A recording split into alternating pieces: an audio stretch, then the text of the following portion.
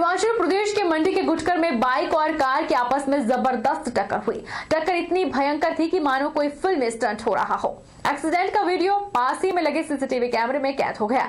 तस्वीरों में आप देख सकते हैं कि एक कार पहले से सड़क किनारे खड़ी रहती है और जैसे ही सड़क खाली दिखाई देती है तो वह हाईवे में यू टर्न लेने की कोशिश करते हैं और तभी सामने से एक बाइक आती है और यू टर्न ले रही गाड़ी से टकरा जाती है। टक्कर इतनी फिल्मी स्टाइल में होती है कि बाइक सवार गाड़ी के ऊपर से टकराकर दूसरी तरफ गिरता है और वह पलटे खाकर फिर उठता है और उसके बाद अपनी बाइक को उठाने की कोशिश करता है। गनीमत यह रही कि बाइक सवार को कोई चोट नहीं लगी।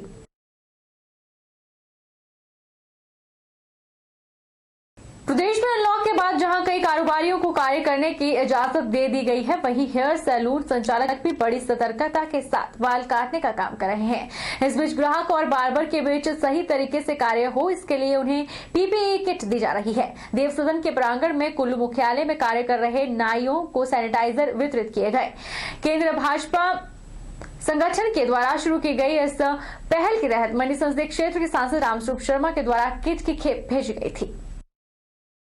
जो पीपी किट जो है ये दी है बार्बर जो हमारे यहाँ के कुल्लू टाउन के है, कुल्लू शहर के है, तो उनको ये किट प्रदान की है और इस किट का विशेष महत्व है और शासन ने ये तय किया है कि जब से ये लॉकडाउन में छूट दी गई है और बार्बर जो है अपने दुकान निकाल सकते हैं, केश कतरनाले खुले हैं, वहाँ पर केश काटने के लिए हमारे समाज के भिन्न भाई लोग जाते हैं और ब्यूटी पार्लर्स में बहनें जाती है और समाज के भिन्न क्षेत्र से आकर के लोग इनके पास कार्य करवाने के लिए जाते हैं।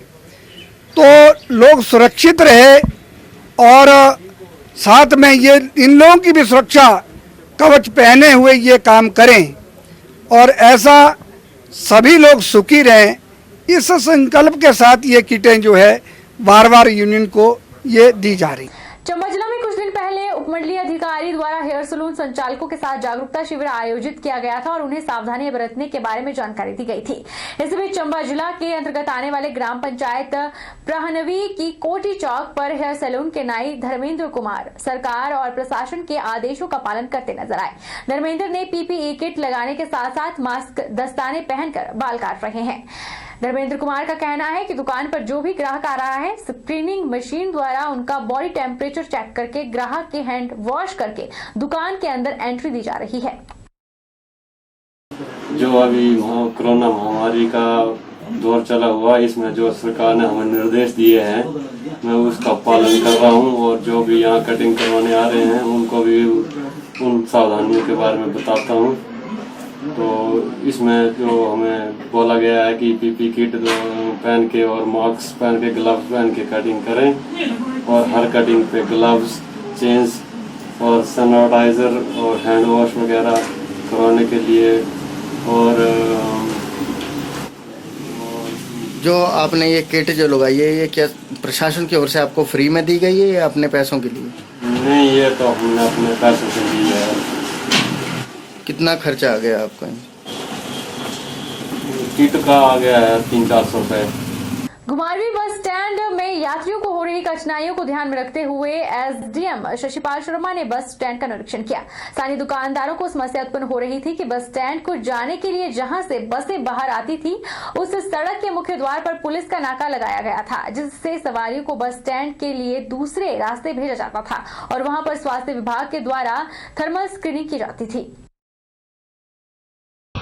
स्थानीय परिस्थितियों को ध्यान में रखते हुए और लोगों ने भी ऐसा ध्यान में लाया था कि बहुत सारे लोग जो मेन एनएच से जुड़ता हुआ रोड है वहां से आते हैं और उनको दूसरे कोने में स्कैनिंग के जाने के लिए थोड़ी समस्या उत्पन्न हो रही थी। तो वो बात जब ध्यान में लाई गई तो उसको लेकर आज निरीक्षण किया गया कि क्या उसका कोई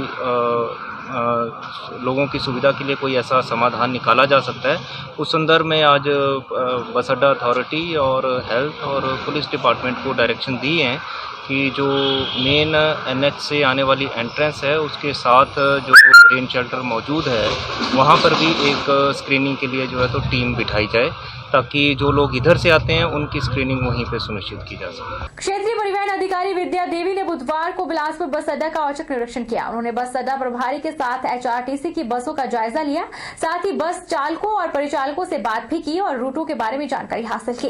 इसके अलावा उन्होंने बस अड्डा में उपस्थित यात्रियों को मास्क पहनने और सोशल डिस्टेंसिंग का पालन करने के लिए प्रेरित किया।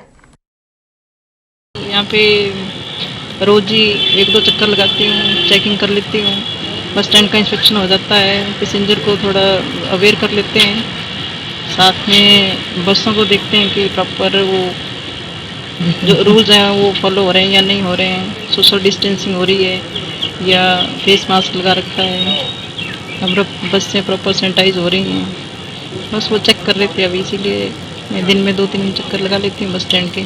कुल्लू के न्यूली की पंचायत देहरुधार गांव करीहला में पिछले कल पूरन चंद और 4 भाइयों का घर जलकर राख हो गया। प्रदेश सचिव कांग्रेस पार्टी आदित्य विक्रम सिंह ने प्रभावित परिवार को 10,000 रुपए दिए और साथ ही पंचायत प्रधान ने कहा कि 4 परिवारों को 2 महीने का राशन फ्री दिया जाएगा, जिसके लिए डिपो होल्डर को आदेश दे दिए गए हैं। सुंदरनगर के दुकानदारों को डॉक्टर आशुतोष की तरफ से भेजी गई होम्योपैथिक इम्यूनिटी बूस्टर फ्री में उपलब्ध करवाई गई। यह जानकारी देते हुए प्रवीण अग्रवाल ने बताया कि रोटरी क्लब इसे डोर टू डोर वितरित करने के साथ इसके सेवन की जानकारी भी देगा। उन्होंने कहा कि कोरोना की आपदा में बेहतर इम्यूनिटी रखना जरूरी है। ऐसे में डॉक्टर आशुतोष ने हर एक दुकानदार और जरूरतमंद के लिए ये दवाइयां उपलब्ध करवाई है। ये कोरोना वायरस कोविड-19 चला हुआ है, प्रशासन की मदद से पहले उन्होंने राशन की किट्स, जहां पर सैनिटाइज़र मास्क की बात थी तो हमने कोरोना वॉरियर्स, हमारे पुलिस के जवान और सफाई कर्मचारी, हमारे NCC के कैडेट्स, उन सब को हमने कई चरणों में सैनिटाइज़र मास्क दिए। उसी कड़ी को जोड़ते हुए आज हमारे जो दुकानदार भाई हैं जो कि कोरोना वॉरियर्स ही हैं, जो सारा दिन अपने अलग अलग किस्म के लोगों से मिलते हैं, आज उनको हम इम्यूनिटी बूस्टर होम्योपैथी मेडिसिन देने जा रहे हैं, जिससे उनकी रोगों के लड़ने की क्षमता बढ़े। और ये मैं बता देता हूँ, ये कोई कोरोना वायरस की दवाई नहीं है, ये उनकी लड़ने के लिए, इम्यूनिटी बूस्ट करने के लिए दवाई है। करसोग की ग्राम पंचायत शाहौट में सुभाष पालेकर खेती का प्रशिक्षण दिया गया। इसमें किसानों को खेती करने की विधि बताई गई। किसानों को जैविक खाद बनाने और जैविक कृषि करने, जैविक दवाइयां बनाने के बारे में विधि भी बताई। साथ ही शाहौट पंचायत से 25-25 लोगों के 2 ग्रुप भी बनाए गए। इन ग्रुप में भाग लेने वाले लोगों को सरकार की तरफ से सब्सिडी प्रदान की जाएगी। मैंने यहाँ जो महिलाओं के 2 ग्रुप बनाए SPNF स्कीम के तहत। इसमें मैंने महिलाओं को मतलब प्राकृतिक खेती से किस तरह से आप फंजीसाइड या दूसरी जो आपका टॉनिक है या कुछ इस तरह की चीज़ें कैसे तैयार कर सकते हैं। तो इसके मतलब विभिन्न फ़ायदे हैं। जैसे आप लोग फर्टिलाइज़र या दूसरी चीज़ें खरीदते हैं, उससे आपकी बचत हो जाती है और किसी किसान अपना फ़ायदा ले सकता है। जैसे आपका घोल बनाने के लिए ड्रम खरीद सकते हैं, इस पर सरकार जो इस पर 75% सब्सिडी आपको ड्रम पे दे रही है। और जैसे आप काउसेट का फर्श पक्का करना चाहते हैं तो उसके लिए भी सरकार 80% सब्सिडी दे रही है। और जैसे आपने अगर देसी गाय, भारतीय नस्ल की गाय खरीदनी है तो उसके लिए सरकार 50% सब्सिडी दे रही है। और एक इसमें ऐसा है, जैसा आपने अगर इस टाइप की दवाइयों के जैसे आपने एक सेट वगैरह तैयार करना है तो उसके लिए सरकार 10,000 रुपये अनुदान दे रही है। आपको कोई ये नहीं है कि ज़रूरी नहीं है कि आप दूसरी खादें कर रहे हैं, इसका प्रयोग करने से कम होगा उत्पादन या कुछ इस तरह की कोई प्रॉब्लम नहीं आएगी। इससे प्रोडक्शन में कोई कमी नहीं आती और गुणवत्ता भी अच्छी रहती है। जैसे आप इसको स्टोर कर काफ़ी टाइम तक स्टोर रख सकते हैं, जैसे आपका सेब है या दूसरी फसलें हैं। और आने वाले समय में यही चीज़ें यूज होगी और इसमें मार्केटिंग का भी बन रहा है आहिस्ता आहिस्ता। जैसे मार्केटिंग का और इसका मार्केटिंग का बनता है, इनको किसानों को उसका रेट भी अच्छा मिलेगा, जिससे किसान अपनी आय दुगनी कर सकता है। एक तो आपका केमिकल दूसरी दवाइयों का खर्चा बच रहा है, दूसरी तरफ उस किसान को वही चीज़ें मतलब रेट वही मिल रहा है, तब भी वो किसान को कोई नुकसान नहीं है। विश्व हिंदू परिषद के जिला अध्यक्ष हरमीत सिंह बिट्टू ने पत्रकारों से बातचीत करते हुए बताया कि केंद्रीय मार्गदर्शन मंडल के नेतृत्व के आह्वान पर राम मंदिर निर्माण के लिए विश्व हिंदू परिषद के सदस्यों के द्वारा मंदिर जिला के विभिन्न धार्मिक तीर्थ स्थलों, पवित्र मंदिरों, गुरुद्वारों और गोम्बाओं की मिट्टी और पवित्र सरोवरों का जल इकट्ठा किया गया है। उन्होंने बताया कि यह बड़े गौरव की बात है कि इस पवित्र मिट्टी और सरोवर के जल का उपयोग मंदिर के गर्भगृह के निर्माण के लिए किया जाएगा। केंद्रीय नेतृत्व तथा मार्गदर्शक मंडल द्वारा आह्वान किया गया था तथा हमारे प्रांताध्यक्ष माननीय श्री मेघराज राणा जी ने एक निर्देश दिया था हमें कि राम मंदिर निर्माण अयोध्या में होने वाले राम मंदिर निर्माण में पूरे भारतवर्ष की मिट्टी और सरोवरों का जल, पवित्र सरोवरों का जल वहां जाएगा और वो निर्माण सामग्री के रूप में वहां समाहित किया जाएगा।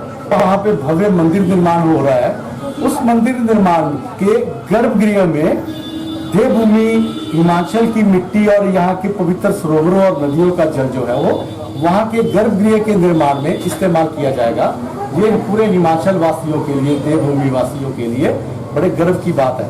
तीर्थ स्थानों की, पवित्र मंदिरों की, गुरुद्वारों की गुम्फा की मिट्टी यहाँ लाई, जिसमें की प्रमुखता रिवासर त्रिवेणी संगम के बौद्ध गुम्फा और वहाँ के रिवासर के गुरुद्वारा गुरु गोविंद सिंह जी की मिट्टी, 10,000 फुट की हाइट पे उत्तरशाल घाटी में स्थित ऋषि पराशर की तपोस्थली की मिट्टी और वहाँ झील का जल, इसी तरह से रिवासर झील का जल, प्राचीन नदी विपाशा जिसको हम व्यास नदी बोलते हैं उसका जल, 3 पवित्र सरोवर और नदियों का जल और 8 मंदिरों की प्रमुख मिट्टी, इस तरह से उन मंदिरों की मिट्टी इकट्ठी की गई कि सभी की वहाँ पे जो है वो हाजिरी भी लगे और वहाँ के उनके तीर्थ स्थानों की जो मिट्टी है उसको वहाँ पे राम मंदिर के निर्माण में स्थान मिले। बहरहाल बुलेटिन में इतना ही। आप देखते रहिए HP 24x7।